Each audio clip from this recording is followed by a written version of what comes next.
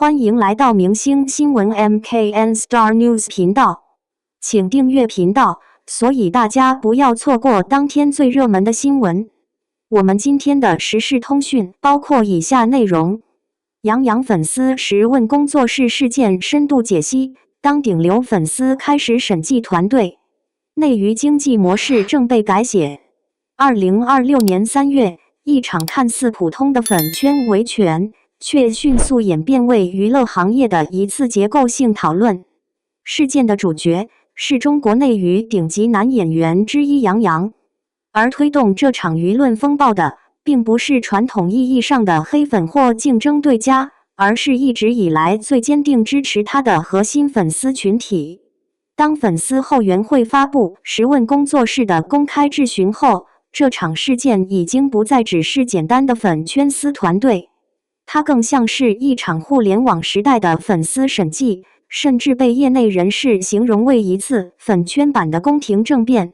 從醫療安全、團隊專業能力到輿情監控與商業合作管理，粉絲以近乎企業監督的方式對藝人團隊提出系統性問責。這場風波的背後，其實隱藏着內娛經濟模式、粉圈結構和商業邏輯的深層變化。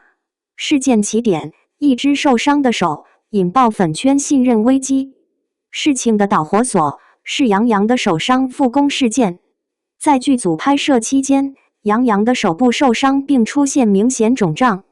隨後流出的現場照片顯示，他在拆除夾板後仍繼續參與拍攝工作，手部紅腫明顯。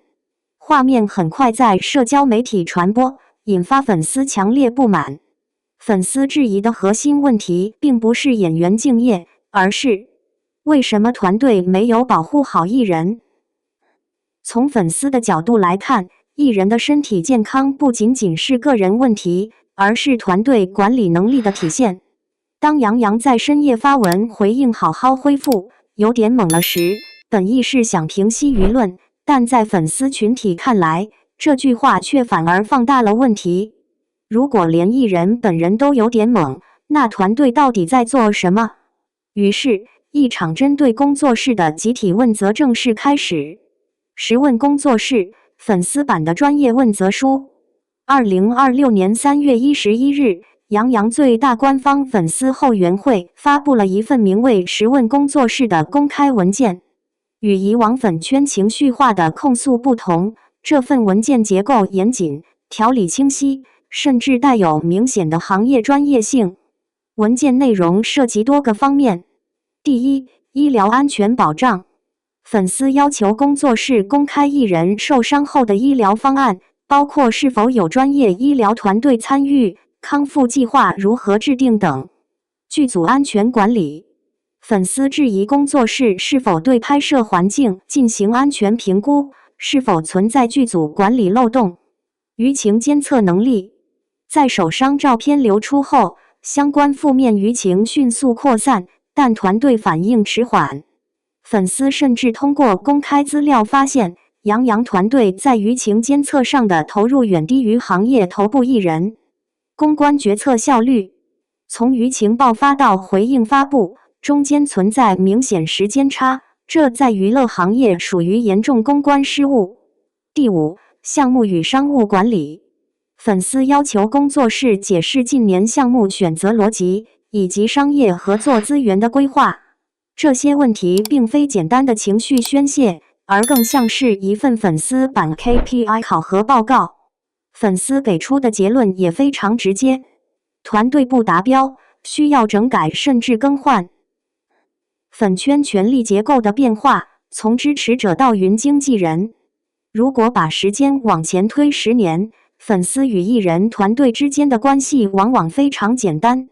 粉絲負責打榜、做數據、購買周邊，團隊負責資源對接和藝人管理。雙方各司其職，很少出現公開對抗。但如今，這種關係正在發生根本變化。隨着社交媒體與信息透明度提高，粉絲群體的專業化程度迅速提升。在楊洋的粉絲群體中，不乏法律從業者、媒體人、數據分析師、品牌從業者等。這些人逐漸形成了一個特殊群體——雲經紀人。他們會分析藝人商業價值曲線，研究聚集平台數據，對比同行項目資源，甚至研究品牌合作策略。當粉絲掌握的信息量接近甚至超過團隊時，矛盾便不可避免地出現。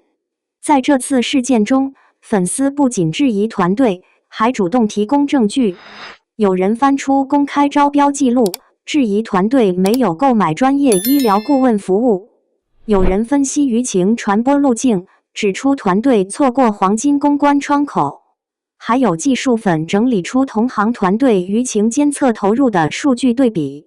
這種信息能力使得粉絲的監督變得極具殺傷力。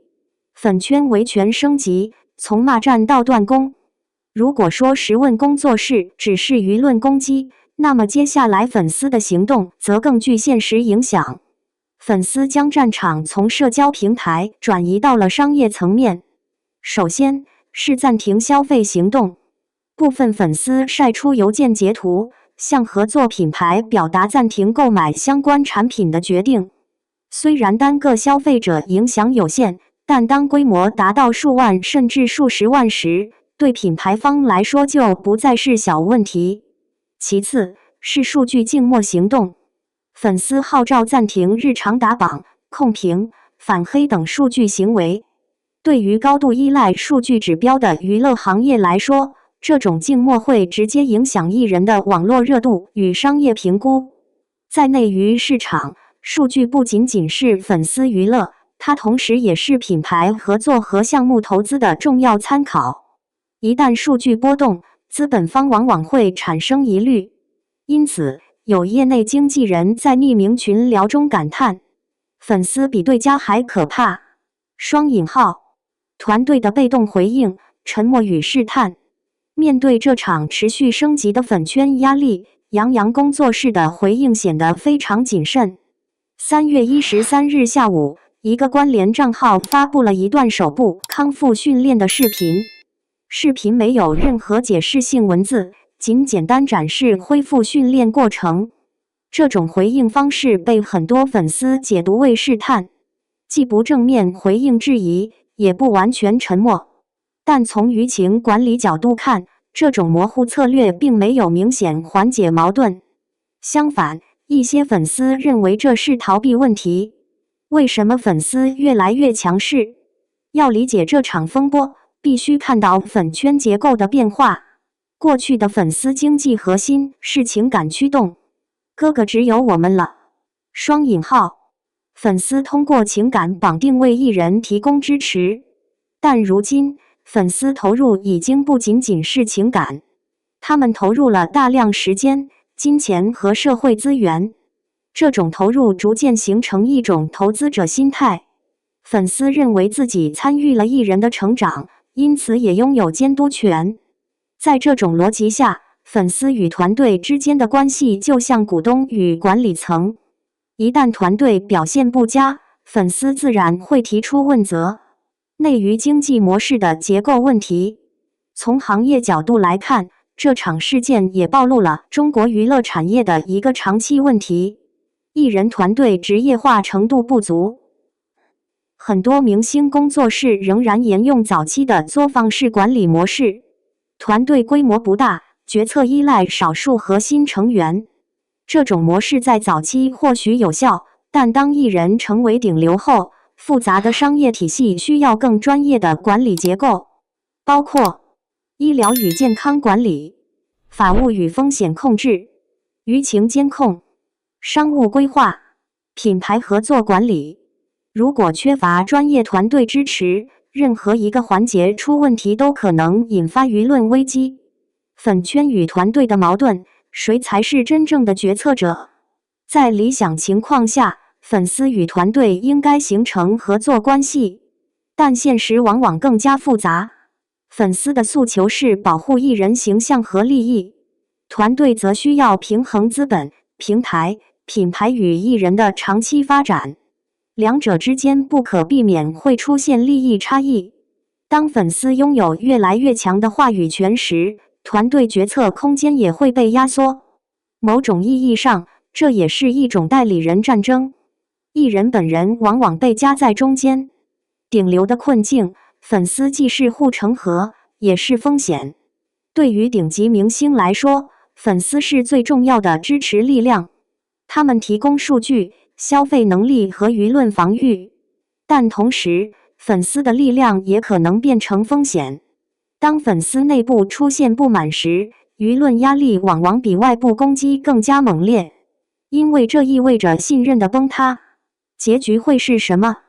目前來看，這場事件可能出現3種走向：第一，工作室進行結構調整；第二，粉絲逐漸降溫，事件自然消散；第三，藝人主動出面協調粉絲與團隊關係。無論哪種結果，這場風波都已經給娛樂行業敲響警鐘。當粉絲開始優化團隊，在娛樂產業的發展過程中，粉絲經濟曾被視為明星成功的重要基礎。但隨着粉絲群體專業化，粉圈已經不再只是情感社區，它逐漸變成一種擁有監督能力的力量。當粉絲開始用審計的方式評價團隊時，傳統經濟模式必然面臨挑戰。這場圍繞楊洋團隊的風波，或許只是一個開始。在未來的內娛行業裡，明星團隊不僅要面對市場競爭，還要學會面對一群越來越專業、越來越理性的粉絲。因為新時代的粉圈邏輯已經發生變化，從守護偶像到管理偶像，當愛意變成責任，當支持變成監督，娛樂行業的規則也在悄然改變。